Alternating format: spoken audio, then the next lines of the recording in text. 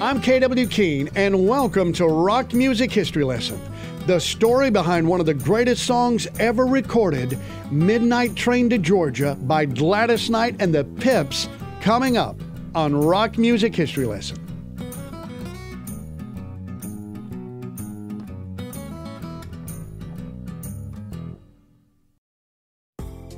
When you're a songwriter, in some ways, you're a wordsmith, mainly when you write a hit song.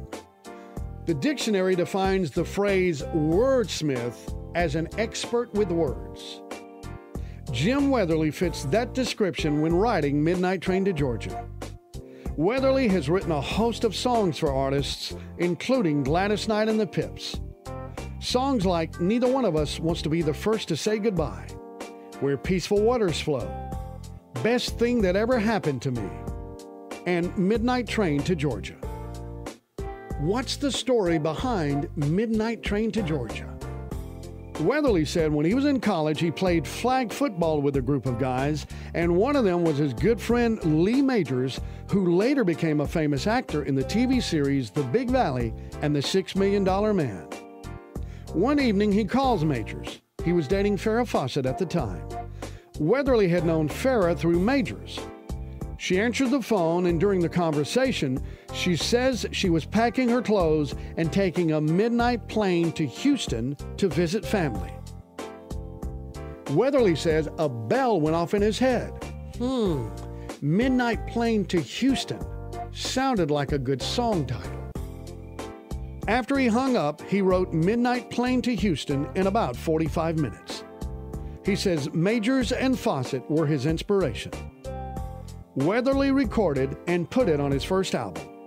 He thought it would be a good pop country song like Glen Campbell. He never imagined it being R&B. About a year later, Weatherly's publisher called and said Cissy Houston, Whitney's mother, wanted to record it but asked if they could change the title to Midnight Train to Georgia to reflect more an R&B flavor. Houston wouldn't appear in the title and artist's name. Weatherly agreed, but had no idea it would stay Midnight Train to Georgia because they pitched Midnight Plane to Houston. It wasn't until Gladys Knight heard it and wanted to record it, but keep the title Midnight Train to Georgia. Weatherly says Cissy Houston did a great job, but Gladys's version was more fitting since she didn't take planes, she took trains, and being from Georgia. Gladys says the night of recording Midnight Train to Georgia, everybody showed up. Their manager, record company president, and many others. She doesn't know why. Gladys says Bubba, a member of the Pips and her older brother, produces her when she's singing because she's a horrible ad-libber.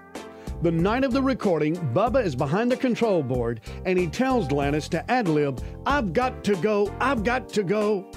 She says when they get through with the song, the studio's people all stood up and applauded. They knew they had a hit. Midnight Train to Georgia climbed to #1 on the Billboard Hot 100 singles charts in 1973. The song was inducted into the Grammy Hall of Fame in 1999, and in 2003, Rolling Stone magazine named it one of the top 500 songs of all time.